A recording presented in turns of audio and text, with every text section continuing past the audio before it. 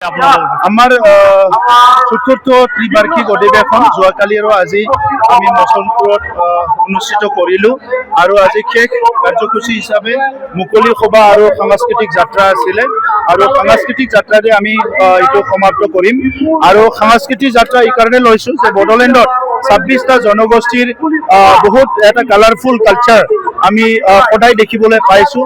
এই সংস্কৃতিটো সদায় বড়োলেণ্ডত জীয়াই ৰাখিব লাগিব। এইকাৰণে UPPL দলে যিহেতু সকলো জাতি জনগোষ্ঠীক শ্ৰদ্ধা কৰে, জাতি জনগোষ্ঠীৰ ভাষা সংস্কৃতি শ্ৰদ্ধা কৰে, সেইকাৰণে আজি সাংস্কৃতিক আমি ৰেলীটো লৈছোঁ। আমাৰ 2 দিনীয়া কাৰ্যসূচী আৰু প্ৰতিনিধি সভাত আমি কিছুমান কথা ঠিক কৰিলোঁ যে অহা 26ৰ নিৰ্বাচনত আমি বড়োলেণ্ড অঞ্চলত শক্তিশালী ৰূপত আমি অংশগ্ৰহণ কৰিম আৰু বড়োলেণ্ডৰ বাহিৰত কিছুমান সমষ্টিত আমাৰ দল গঠন হৈছে আৰু সেই অঞ্চলবিলাকতো আমাৰ প্ৰাৰ্থী ওলাইছে, কিন্তু ইয়াৰ কাৰণে আমাৰ বিবেচনা কৰিবলৈ, আলোচনা কৰিবলৈ আৰু কাৰ লগত এলায়েন্স হ'ব নহ'ব, আমি কাৰ লগত থাকিম, আমাৰ লগত কোনে থাকিব, এই কথাবিলাক বিবেচনা কৰিবলৈ আমাৰ ইউজি ব্ৰহ্ম ডাঙৰীয়া মন্ত্ৰী আৰু ৰবীন্দ্ৰনাথ নাৰ্জাৰী ডাঙৰীয়া সাংসদ তেখেতসকলৰ নেতৃত্বত এটা কমিটি গঠন কৰি দিয়া হৈছে। ইয়াৰ ওপৰত অতি শীঘ্ৰে এটা সিদ্ধান্ত হ'ব। ইয়াৰ লগে লগে বড়োলেণ্ডত পুনৰ যিটো হিংসাৰ এটা পৰিৱেশ আজি ৰিপিট হৈছে, এইটো আমি দুখ প্ৰকাশ কৰিছোঁ। কিন্তু যোৱা 5টা বছৰত UPPLে সংখ্যাগৰিষ্ঠ নাছিল যদিও আমি শান্তি প্ৰতিষ্ঠা কৰিব পাৰিছোঁ আৰু এই ক্ষেত্ৰত কেন্দ্ৰ আৰু ৰাজ্য চৰকাৰে আমাক সহায় কৰিছিলে। আমি তেখেতসকলক ধন্যবাদ জনাইছোঁ।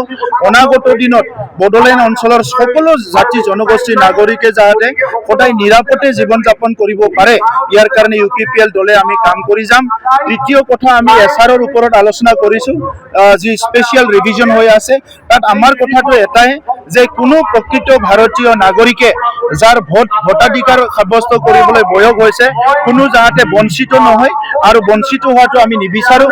ইয়াৰ কাৰণে আইনগতভাৱে, সাংবিধানিকভাৱে চৰকাৰৰ বিভিন্ন কৰ্তৃপক্ষৰ লগত বা কনচাৰ্ণ ডিপাৰ্টমেণ্টৰ লগত আমাৰ হেঁচা প্ৰয়োগ কৰিবলৈ আমি কাম কৰিম। এই সিদ্ধান্তটো আমাৰ লোৱা হৈছে আৰু অনাগত দিনত আমাৰ বড়োলেণ্ড অঞ্চলৰ বিভিন্ন উন্নয়নৰ কাম কাজবিলাক আজি যিটো মানে BPF ডাইভাৰ্ট কৰিব বিচাৰিছে, সেইটো আমি কেতিয়াও সমৰ্থন নকৰোঁ। গতিকে বড়োলেণ্ডৰ ছাত্ৰ ছাত্ৰীৰ কাৰণে, বড়োলেণ্ডৰ মহিলাসকলৰ কাৰণে, যুৱ যুৱতীৰ কাৰণে, খেতিয়কৰ কাৰণে, সকলো শ্ৰেণীৰ কাৰণে প্ৰথম বড়োলেণ্ডত আমিয়ে UPPL চৰকাৰে ফ্লেগশ্বিপ প্ৰগ্ৰাম আৰম্ভ কৰিছিলে। 10টা কাউন্সিলত ক'তো কৰা নাই, প্ৰথম আমি আৰম্ভ কৰিছিলে। গতিকে সেই ফ্লেগশ্বিপ প্ৰগ্ৰামবিলাক কণ্টিনিউ কৰাৰ কাৰণে আমি আহ্বান কৰিম আৰু সেই ফ্লেগশ্বিপ প্ৰগ্ৰামবিলাকে বিভিন্ন শ্ৰেণীক যথেষ্ট সহায় কৰিব, সেইটো আমি বিচাৰিছোঁ।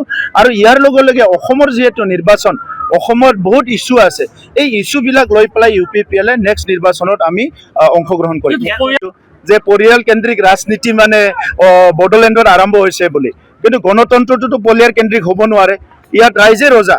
গতিকে UPPL সদায় ৰাইজৰ লগত আছে, কমন মানুহৰ লগত আছে। UPPL সদায় ৰাইজৰ লগত থাকিব, কাৰণ UPPLৰ কাৰণে পাব্লিকে ফাৰ্ষ্ট, ৰাইজে ফাৰ্ষ্ট।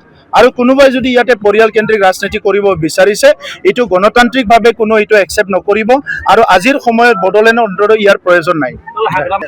আপোনালোকে নিউজটো বনাই আছে, দেখা পাই আছো মই। বলক, এইটো ইছ্যুটো এতিয়া এই সময়ত প্ৰাসংগিক হৈ থকা নাই। কাৰণটো হৈছে অলৰেডি ষ্টেট গভৰ্ণমেণ্টে ৰিপৰ্ট দিলে, ইয়াৰ ওপৰত ট্ৰাইবেল অৰ্গেনাইজেশ্যন, অনা ট্ৰাইবেল অৰ্গেনাইজেশ্যন বিচৰা নিবিচাৰা চবে বিভিন্ন স্থিতি লৈ পেলাই কাম কৰি আছে। আমি যিকোনো সমস্যাবিলাক স্থায়ী সমাধান বিচাৰোঁ, অস্থায়ীভাৱে সমাধান কৰি পেলাই সাপটো মাৰিব বিচাৰি মানে নেঙুৰত কোবাই বিষ ৰাখি থোৱাটো আমি নিবিচাৰোঁ। জাতি জনগোষ্ঠীক যাতে কোনো কষ্ট নাপায়, সকলো জাতি জনগোষ্ঠীয়ে কনভিন্স হোৱাকৈ কিবা সূত্ৰ ওলাই পেলাই সমস্যাবিলাক সমাধান কৰিব লাগে। 6 মাহৰ কাৰণে।